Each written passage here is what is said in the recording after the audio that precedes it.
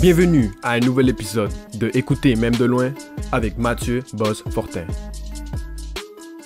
Bienvenue à Écouter même de loin, le balado officiel de Contact Ontario. Mon nom est Mathieu Fortin et je suis votre animateur. Je suis dans mon studio. On peut voir en arrière de moi un mur de briques rouges. Je porte un t-shirt noir, un chapeau noir et une barbe. Et je suis caucasien. Mon invité, Dayma Frank, est une dame avec la peau foncée, les cheveux crépus, jeune. Elle porte des écouteurs blancs, un t-shirt blanc et en arrière-plan, on peut voir une tablette et une porte entrouverte. Bonne écoute!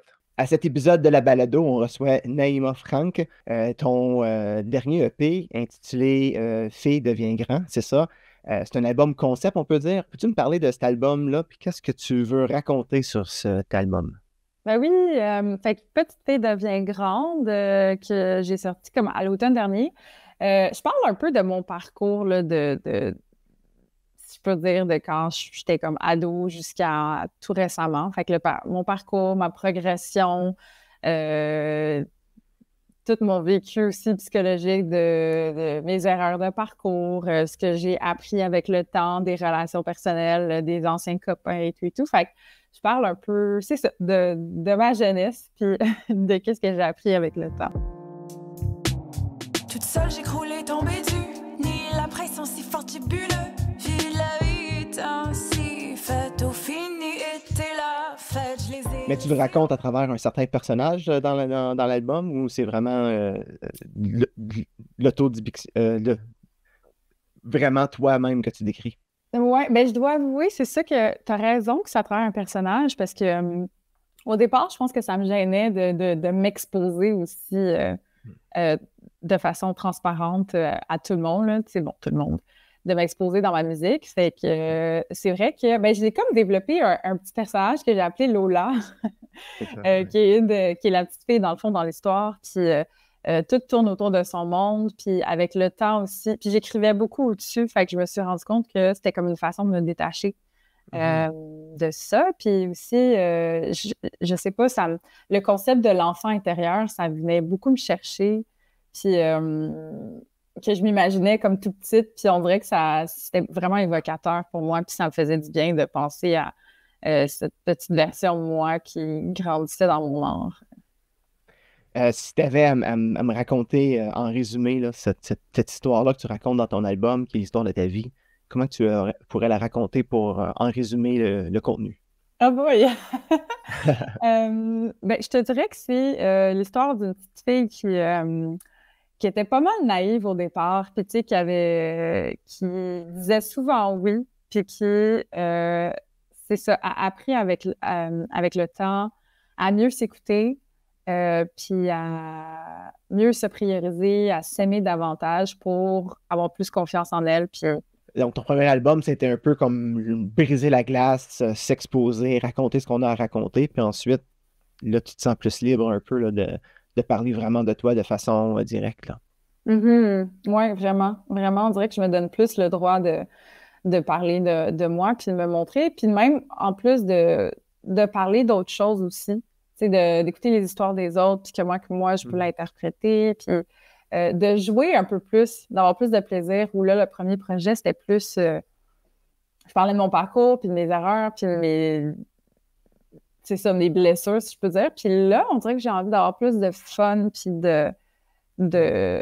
de creuser qu'est-ce que la vie a à m'offrir de plus avec ça. C'est ça. C'est comme ça t'a permis de passer à la prochaine étape. Puis ça fait souvent ça qu'on fait, quand on fait de l'art, on exprime quelque chose, mais une fois qu'on l'a partagé, on dirait qu'il y a comme une grande guérison qui va avec ça. Puis on a le goût, par notre désir de créer, on est à la recherche de nouvelles émotions.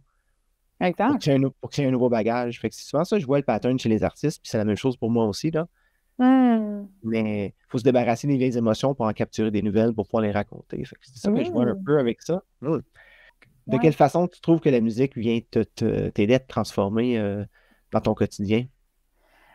C'est fou une bonne question parce qu'on dirait que même à un moment donné, je me suis dit, oh mon Dieu, mais je sais pas quoi faire ensuite parce que on dirait que c'est venu tout seul pendant la pandémie puis que je pouvais plus m'asseoir pour créer tout seul. Il fallait que ça vienne naturellement. Fallait que ça soit déclenché, c'est ça, naturellement. Fait qu'on dirait que c'est ça, c'est comme un phénomène de croissance où quand il y a un cycle qui se termine, il y en a un autre qui commence. Puis même chose pour la création. Puis on dirait que là, je suis dans cette phase entre deux où ben, le premier projet est fini. Puis cette période de ma vie aussi, je pourrais dire, est comme finie, où là, je deviens maintenant une artiste. Ben, pas que je deviens, mais je veux dire professionnelle avec le métier. Puis, C'est ça, ben, t'as fait la décision d'en faire ton gagne-pain. C'est une décision, c'est une grosse décision à faire dans la vie d'un artiste, du moment où on dit ça, c'est ce que je fais. Je me définis de mon identité par ce projet-là, par cette façon de faire-là. Exact. Puis là, je pense que c'est comme une prémisse pour lancer une nouvelle étape de ma vie. Fait que je sens que c'est le cycle de OK, une nouvelle étape pour créer, puis une nouvelle transformation qui s'amorce, tu sais. Tu te présentes une vitrine à Contact Ontario. Tu veux faire la route, tu veux présenter ton spectacle dans des salles de spectacle. Parle-moi du spectacle. Qu'est-ce que tu as le goût de présenter? À quoi on peut s'attendre?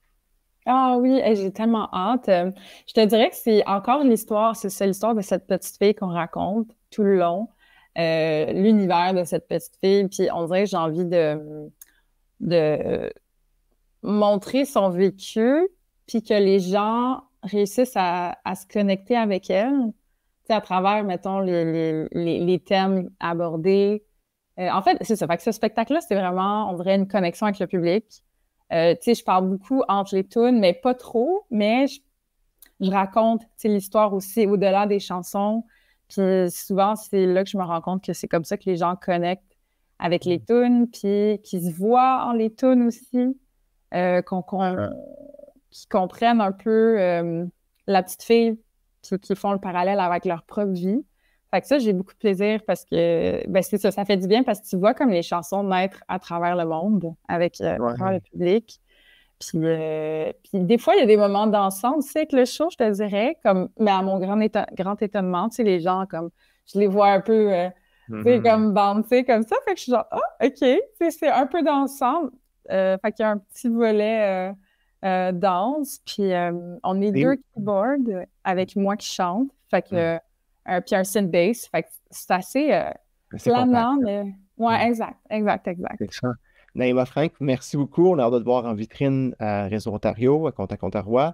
Et je te souhaite parcourir, justement, découvrir ces routes-là en Ontario, puis d'aller à Findbanks. C'est un must.